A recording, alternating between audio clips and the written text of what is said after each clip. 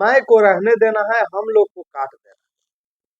उसके बाद यहाँ पे क्या लिख रहा है, श्री और श्रीमती। तो जब पुरुष है अगर आप, तो श्रीमती को काट देना है। नमस्कार दोस्तों, आप में से सभी लोग ये सुन रहे होंगे कि प्रपत्र 3 यानी वंशावली जो बना करके जमा करने के लिए कहा जाता है। तो आज हमारे हाथ में जो पेपर है, यह पेपर आप देख सकते हैं, प्रपत्र 3.1 यही प्रपत्र है जिसको आपको भरना है।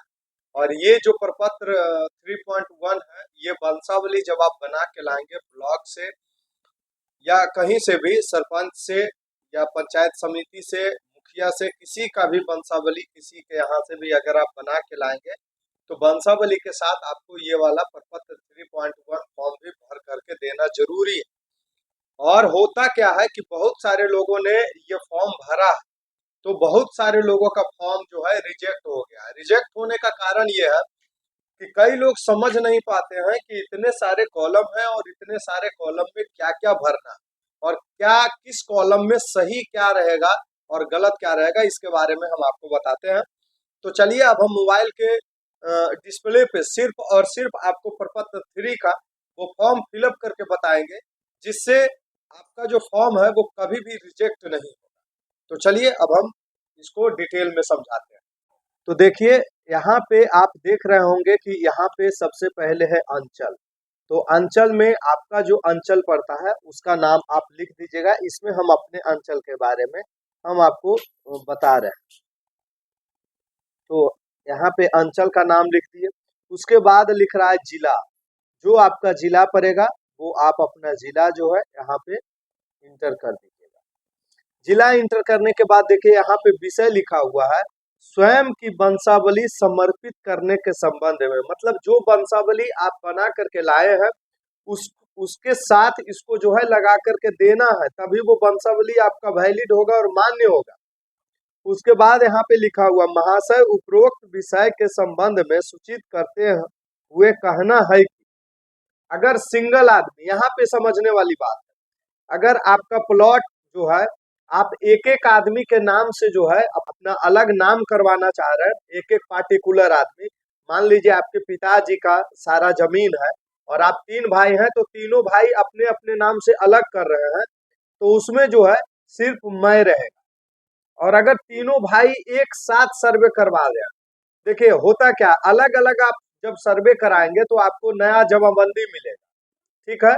लेकिन जब आप एक ही साथ सब लोग करवाएंगे, तो जैसे आपके दादाजी के जमीन पे जो है दादाजी का नाम चल रहा था, लेकिन तीनों का हक है, आपके पिताजी का भी हक है और आप लोगों का हक भी है, उसी तरह से अगर तीनों लोग एक साथ करवाएंगे तो वो सारा जमीन जो है वो तीनों लोग के नाम पे रहेगा। कहा जाए तो अलग अलग, मतलब बंटवारा के टाइप पे नहीं हो पाएगा।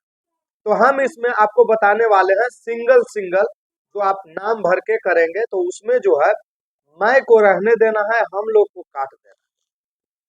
उसके बाद यहाँ पे क्या लिख रहा है, श्री और श्रीमती। तो जब पुरुष है अगर आप, तो श्रीमती को काट देना है।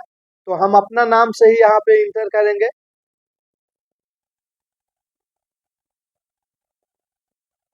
गुलशन कुमार आपका जो नाम होगा आप रखिएगा। पुत्र पुत्री पत्नी, आप क्या है, किसी का पुत्री है नहीं, पत्नी तो हम हो नहीं सकते हैं, कारण कि हम मर्दाना हैं, तो पत्नी कैसे होंगे। तो पुत्र, पुत्र में आपके पिताजी का नाम क्या है वो आप दीजिएगा, हम अपने पिताजी का नाम लिख रहे हैं, ऐसा नहीं कि आप लोग भी मेरे ही पिताजी का नाम लिख दीजिएगा। ये हो गया। उसके बाद यहाँ पे नीचे आइए, ये सारा कॉलम है। अगर आप लोग एक ही साथ सभी लोग एक ही मतलब फॉर्म में जो है सब लोग अपना नाम भर के दे रहे हैं, तो बाकी का कॉलम है सब लोग अपना अपना नाम बारी बारी से दे दीजिएगा। उसके बाद यहाँ पे लिख रहा है निवासी।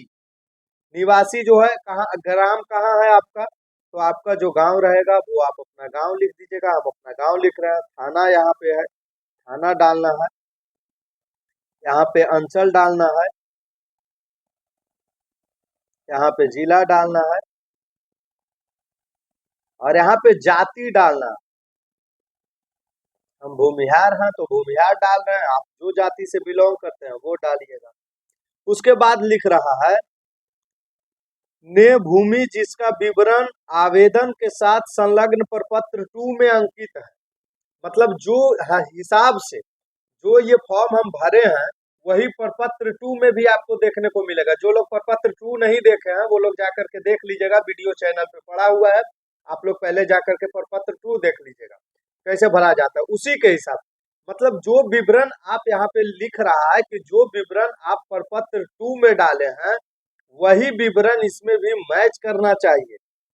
अब क्या बता रहा है यहाँ पे, स्वयं नाम अपना देना है,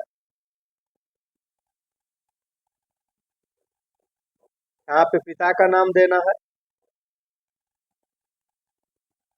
ये सारा डिटेल हम अपना डाल रहे हैं, आप लोग अपना डिटेल डालिएगा। उसके बाद राजस्व ग्राम, आपका जो गांव है वही भरना है इसमें, आपका जो अंचल है वो भरना है। जमाबंदी क्रमांक संख्या, जमाबंदी संख्या आप कितना दिए थे वो डालना है इसमें। में प्रविष्ट थे कि डैश खतियान में अंकित खाता,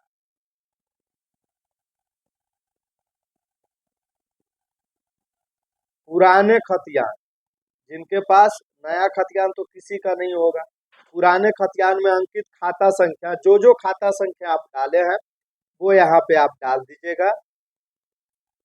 218, 213, 205, ये बस हम समझाने के लिए आपको कर रहे हैं। खाता संख्या और खेसरा संख्या यहाँ पे, और टोटल रकबा आप एक बार डाल दीजिएगा।